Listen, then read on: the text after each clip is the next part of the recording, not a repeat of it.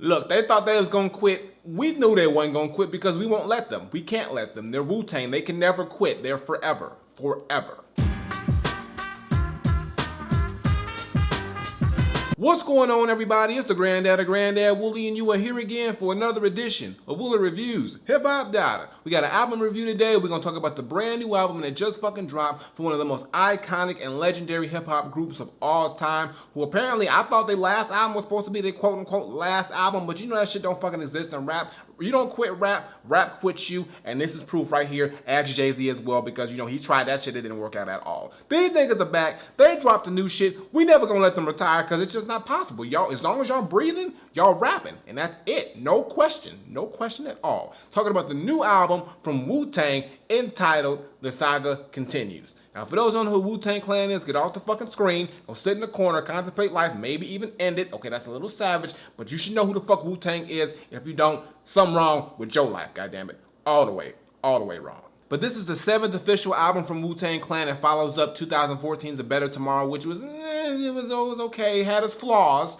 It had some moments, but it had some flaws, a lot of them. And then there's another album, that's a secret album that was like Once Upon a Time in Shaolin that was bought for $2 million by that Martin Scorsese or whatever the fuck his name is. I ain't listen to that shit because apparently only he can listen to that shit, or he had to go to some museum and listen to the shit. It don't fucking matter. I don't care. It ain't important to me because it ain't in my life, so what the fuck ever. So now we're going to talk about this motherfucker that I can and I did listen to, and we're going to see if Wu-Tang gave us the album that we've been wanting and needing for a very fucking long time, or if they still going to give us that shit where we're just like, come on, y'all, get it together. Just get it the fuck together, because I know y'all can do it, but just do it. Just fucking do it. Let's talk about the shit. Now, when I first popped in this album and I tuned into the production, I quickly realized that we are getting that vintage Wu-Tang sound and style, but it's not done by the RZA. The RZA has given up completely on going back to that sound, which kind of hurts me because, like, that's what we really want. Deep down, we want the RZA to get off his high fucking horse. I respect you, dude, but come on, like, just one time and give us that classic vintage Wu-Tang sound that we love. But instead, we don't get that, and the production is all handled by Mathematics, who is a longtime producer and DJ for Wu-Tang Clan. So, I mean, he comes through with some solid, great sounding beats. You got the kung fu samples in there, the boom bap drums, the crazy samples all over the place, and it sounds really good, and he handles the entire production for the entire album. And I gotta say, he did a really good job. I mean, it's not 100% RZA-like, but he's got pretty much as close as he can possibly get to that sort of RZA Wu-Tang sound.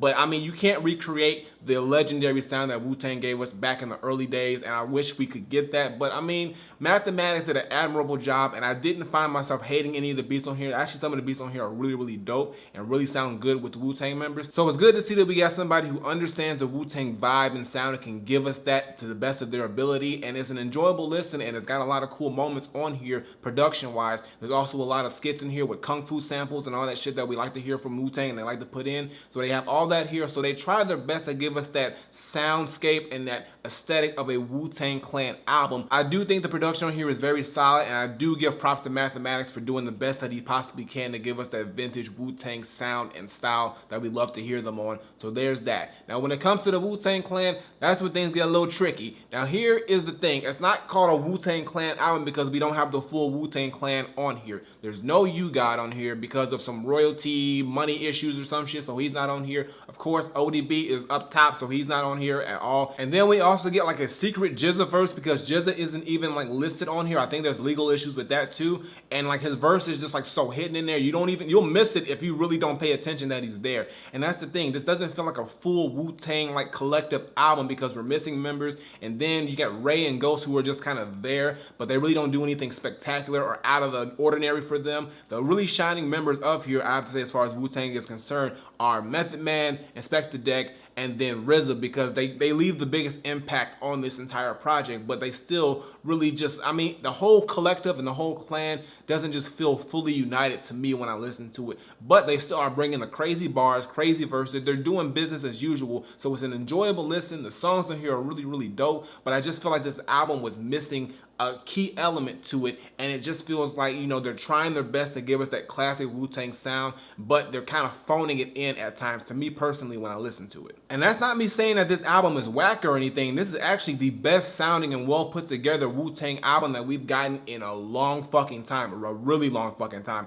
Way better than their last two albums, and I'm glad to see that they're steering back into that direction, but it just feels like there are a lot of key elements and key things that are just missing from here that really just stops it from being an extraordinary album instead of just being a really, really dope, classic, vintage Wu-Tang style sounding album, and that's what this is with this entire project. And when it comes to the features on here, they got a few features on here as well, and some of the features actually outshine some of the members of Wu-Tang Clan, most notably Redman. He comes in on 3 tracks on here, and every song he's on, whether he's doing the hook or the verse, he is really killing it and really standing out and doing his damn thing. Also, Sean Price comes in with a crazy verse on here that's pretty much a standout for their song, and there's a lot of other features on here too. It's a very feature-heavy album with 18 tracks. Not all of them are songs though. There are some skits and whatnot that are peppered in between the songs, but the other features on here are, hold on, I got them right here. Hugh Hef, R.I.P. The real one, not this one, but you know what I'm trying to say. Fuck it. And also Killer Priest, Chris Rivers. Who else is on this motherfucker? Swanka, I think that's how you say your fucking name. If I fucked it up, I'm sorry. You know that's what I do. Also Street Life is on here. Armin, MZ Jones. Who else? Who else on here? Stephen Latore, and I think that's it. Everybody else. Oh, and then Capadonna, the honorary member of, you know, the Wu-Tang Clan. But everybody on here who comes through, they do a good job with their features, and they do really stand out. So I really appreciate them coming through and doing their thing. But I do, like I said, have to say, Sean Price, Redman, they really come through and really kind of like fill that void, I guess, that, you know, You God or Jizza didn't do. But even still, this is a Wu-Tang Clan album, and I still don't feel like the Wu-Tang is really that collected and put together on this entire project. But I will say, out of the members, Method Man probably steals the show. He does the best. He has the best verses, the best songs, and he does his damn thing.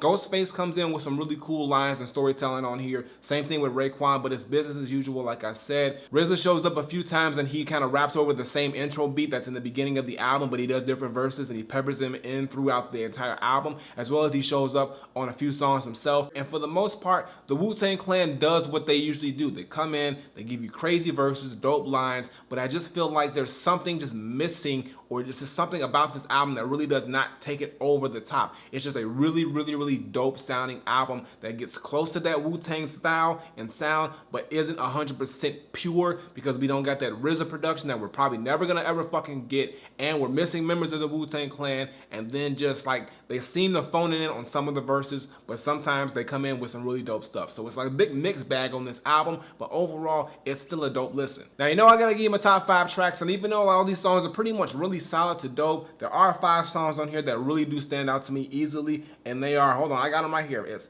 Lesson Learned, and then we got If Time Is Money, Fly Navigation, and then People Say, and then we got, hold on, I got it, right, Hood Go Bang, and then My Only One. Okay, so let's go back up to the top. So Lesson Learned is the opening song on the entire project. It features Inspector Deck and Redman, and this is a dope opener. The beat on here is really crazy. It's got some hard-hitting drums. It's here, like fucking sample. I don't know what it is, but it sounds fucking cool. Redman comes in with a crazy hook and a dope verse. He's got a cool line where he says, like, when he drops, you like Martin, you're all ears. It's funny because, you know, Martin Lawrence dude has some big-ass ears. I mean, but he got places with them ears, Redman, so don't fucking hate on him too much about that shit. And Inspector Deck comes in with another dope verse as well, because he always kills it. I'm waiting for that new Czarface joint. Put me on it. I mean, please, I would like to be on it. I mean, I'm just throwing it out there, shooting a shot. But overall, it's a great way to start off the album. I love the sound and the vibe of it. And automatically when I heard that, I was like, this is way better sounding and way better than the last shit we got. Off top, just from the intro, which is a dope beat, 2 dope beats, and RZA's on the intro, and then it goes into this song, which just absolutely takes it to the level and the sound that we wanted to hear for a long time. Not 100% pure, maybe like 75, 80, but it still sounds fucking good. The next song, If Time Is Money, Fly Navigation, is a Method Man solo track, and this is one of my favorite songs on the entire album, hands down. Method Man kills it. He's coming in with metaphor after metaphor and line after line, and he's just going in on this entire song. The beat on here is really smooth, and it sounds like you be flying. It sounds like you're just like in the fucking plane, just chilling, looking at the clouds and shit, but you're listening to some dope-ass hip-hop at the same time. And Method Man comes in with crazy lines. He's like, you know, we'll put the 9 on your back like you Rondo, or he's like, you know, rappers stuck in limbo because they setting the bar low. Like, come on, fam. Method Man is just killing. He always comes in with the crazy lines. He does it on here all day, every day. And he also, I guess, he alludes to the next project he's gonna be dropping called Meth vs. Meth Civil War. If that's how it sounds, I already want to listen to this shit because the fucking title was dope. The next song people say is actually the first single off the album, and it's a good call because this song is fucking dope. It features Method Man, Redman, Inspector Deck, and Master Killer, I believe. And I think, oh, and Raekwon. Raekwon's on there too. So all 5 of the motherfuckers are coming in with crazy verses. The beat on here is dope. It's got these just hard-hitting drums. It's got this like vocal sound. It's like, people say, well, I'ma stop. I fuck up the samples, y'all, because I wanna, I'm trying. But if you hear it, it sounds a lot better. But it's dope as fuck. I think Method Man and Redman and you know what? All of them got crazy verses, but I think Method Man and Redman got the best verses to me personally. You know, I like that Blackout combo, and it's just a really dope, hard-hitting Wu-Tang sounding vibe to it. It's just like that clear-cut Wu-Tang pure sound. This is the closest to it I have to say on the entire album that I love, and I'm glad they picked this as a single. It's a dope song. It got a dope video for it if you ain't seen that, so just check it out. But hey, I mean, I ain't got nothing more to say. 5 niggas are spitting. That's all it is. 5 niggas spitting over a dope beat. The next song, Hood Go Bane, is another Method Man joint, but this one actually features Redman on the hook. I was hoping we was gonna get some Blackout moment where we could get a Redman verse as well, but we just get the hook, which is cool. It sounds good. And Method Man comes in with another crazy verse, giving us the lines and the metaphors that he's been doing the whole album, and he even alludes again to Meth vs. Meth Civil War. That's the name of the album. It's gotta be. I mean, I love that title. I might steal it. Granddad vs. Granddad Civil War. That's a fucking terrible title. No. Sorry, man. I'm gonna let you have that shit. You got it right. But it's a dope song. It's a little short. It's only a minute 31, which is why I was hoping we would get a Redman first. But even still, it's a dope track. Check it out. It's hot. And the last song in my top 5 is My Only One, and this is technically the last song in the entire album, and it features Capadonna, RZA, Ghostface Killah, and Stephen Latore on the hook. And this is a very interesting song because like I just like the vibe of it. I love the beat on here. It's got this real eerie like piano on here and these hard-hitting drums. And then the hook is like, I'm not gonna sing it. Maybe. Girl, you know, no, fuck it. Doesn't matter. I'm not gonna try because I'm gonna fuck that up. But it's a dope hook. For some reason, I love that hook. It's really smooth. And you got Ghostface Killah talking about, you know, this girl that he loves. That's the only one. He says ride or die chick. You got RZA coming in with a dope verse. Same thing with Capadonna. And they just really just lend to that whole vibe of, you know, you're only one, the only one that you need in the world. And it's a dope song. I think it's a really good song to really close out the album. But I do think there was another song that they probably had after that to really close it out. It sounds like a song that's like, you know, it's a good one song before the last song track, but I mean, it ends up being technically the last song on the album. And that's my top 5, y'all. And overall, this is a very solid Wu-Tang Clan album. Actually, it's one of the best Wu-Tang Clan albums that we've heard in a long time, but it still has its flaws and it still is missing a lot of things. One thing that I really just didn't like is the way that it ended too. It ends kind of awkwardly and suddenly with RZA doing that same skit he's doing. That's the last track on here. I was hoping that we could get like all the members together that's on the album and do one huge dope ass posse cut to just close it out properly, but we didn't get that, which is something that I think was a failed opportunity. But other than that, the other songs on here are really dope. There's no song on here that I actually hated. They're all really solid and put together, but by Wu-Tang standards, that's what you expect. So nothing's extraordinary, nothing's mesmerizing, nothing really just gets you out of your seat, but it's a dope album to listen to if you are into that classic Wu-Tang vibe and sound. So my final verdict, I'm not saying that Wu-Tang, the Saga Continues is an overall very dope album that does its best to get to that classic Wu-Tang vibe and sound, but just doesn't get it 100%, but it still has its moments. All I'm saying is that the beats on here are really great overall. Mathematics did a good job giving us that vibe and that sound that we love to hear the Wu-Tang on. We still would wish RZA would come back and give us that classic vibe, but he's never gonna do that. So Mathematics did a good job being a substitute to that. And then the members of the Wu-Tang Clan all come through and do business as usual. I do think Method Man and Inspector Deck and RZA stood out the most out of everybody. And even though we're missing members like You God and Jizza barely is there, and of course ODB because he's not alive, we can't have him on the album. It does missing all those key components on here, which doesn't give it that full Wu-Tang vibe. But overall, I still think it's the best well put together sounding Wu-Tang album we've gotten in a very long time. So all I gotta say is that for me, Wu-Tang, the Saga Continues is not Granddad approved, but I will give it a very highly Granddad recommended. So go check it out. It's out right now. If you like the classic Wu-Tang vibe, you're gonna like this album. There's a lot of dope songs, but you're probably not gonna be in love with this album because it's still missing a lot of things about it. The ending on here is kind of awkward. Some of the verses and some of the records on here sound kind of phoned in, but overall, it's an enjoyable listen, and I think you'll still get a good experience listening to it, and it's way better than their last album, easily, no question.